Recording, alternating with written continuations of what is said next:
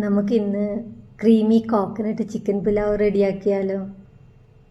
ഇത് സാധാരണ പുലാവല്ല, തേങ്ങാപ്പാലിൻ്റെ ക്രീമിനെസ് നിറഞ്ഞ ഒരു സ്പെഷ്യൽ ചിക്കൻ പുലാവാണ്. ഈ രുചി നഷ്ടപ്പെടുത്തരുതേ. അപ്പോൾ നമുക്ക് ഉണ്ടാക്കി നോക്കാം. ഇതിനായി 45 മിനിറ്റ്സ് വെള്ളത്തിൽ കുതിർത്തി വെച്ച റൈസാണിത്. ഇനി നമുക്കിത് സ്ട്രെയിനറിൽ സ്ട്രെയിൻ ചെയ്യാം. മിക്സിയുടെ ജാറിലേക്ക് പച്ചമുളകും ഗാർലിക്കും ഒരു കഷ്ണം ജിഞ്ചറും നമുക്ക് ഒന്ന് അടിച്ചെടുക്കാം. പാൻ ചൂടായിട്ടുണ്ട്. നമുക്ക് അതിൻ്റെ അകത്തേക്ക് ഒരു സ്പൂൺ ഗീ ഇട്ട് കൊടുക്കാം. പിന്നെ കുറച്ച് ഓയിലും.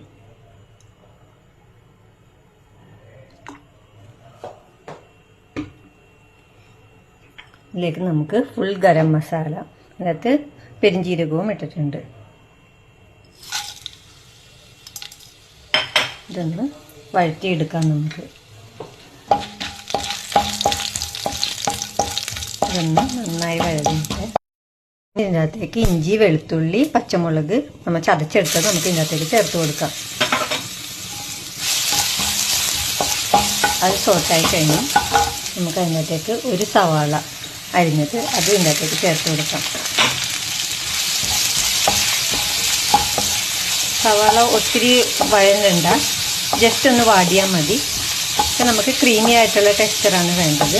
അതുകൊണ്ട് ഇപ്പം നമ്മുടെ പച്ചമുളകിൻ്റെ, ഇഞ്ചിയുടെയും ഇതിൻ്റെയൊക്കെ പച്ചമണം എല്ലാം പോയിട്ടുണ്ട്. സവാള വഴണ്ടിട്ടുണ്ട്. ഇനി നമുക്ക് ചിക്കനിൽ കുറച്ച് ജിഞ്ചർ ഗാർലിക് പേസ്റ്റും കുറച്ച് ഉപ്പും മാത്രം പെരട്ടി ഒരു അരമണിക്കൂർ മാരിനേറ്റ് ചെയ്ത് വെച്ചാണ് അതിൻ്റെ അകത്തേക്ക് ചേർത്ത് കൊടുക്കാം.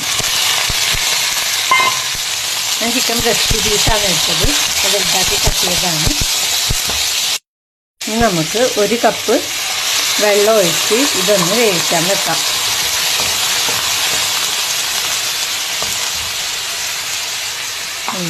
ഒരു 10 മിനിറ്റ് നമുക്ക് അടച്ചു വെച്ച് വേവിക്കാം.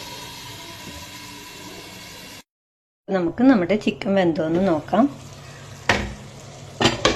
നമ്മുടെ ചിക്കൻ നന്നായി വെന്തിട്ടുണ്ട്. ഇപ്പോൾ കുതിർത്തി വെള്ളം പോകാൻ വെച്ചിരുന്ന റൈസ് ഇതിൻ്റെ അകത്തേക്ക് ഇട്ട് കൊടുക്കാം. നമുക്ക് ഇനി ഇതിൻ്റെ അകത്തേക്ക് നമ്മൾ കോക്കനട്ട് മിൽക്കാണ് ഒഴിക്കുന്നത്, ആ ക്രീമി ടെക്സ്ചർ കിട്ടാൻ വേണ്ടി.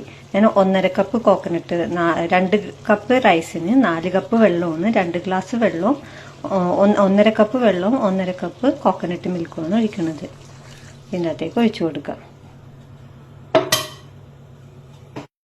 ഈ സമയത്ത് നമുക്ക് കുറച്ചുകൂടി ഉപ്പ് നോക്കിയിട്ട് പാകത്തിന് ഉപ്പിട്ട് കൊടുക്കാം. പിന്നെ കുറച്ച് മല്ലിയില ഇതിൻ്റെ അകത്തേക്ക് ഇട്ട് കൊടുക്കാം. പിന്നെ ആ ഒരു ഫ്ലേവറിന് വേണ്ടി കുറച്ച് പെരിഞ്ജീരകം പൊടിച്ചത് കൂടി ഇട്ട് കൊടുക്കാം. നമുക്ക് അടച്ചു വെച്ച് ഒരു 15 മിനിറ്റ് ആണ്. അപ്പോൾ ഇതിൻ്റെ അടിയിൽ ഒരു പഴയ തവയുണ്ടെങ്കിൽ നമുക്ക് തവ വെച്ച് കൊടുക്കാം.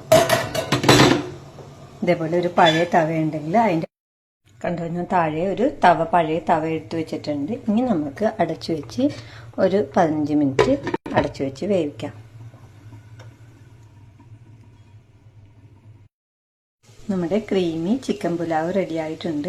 അപ്പോൾ എല്ലാവരും ഉണ്ടാക്കി നോക്കി അഭിപ്രായം പറയാൻ മറക്കല്ലേ.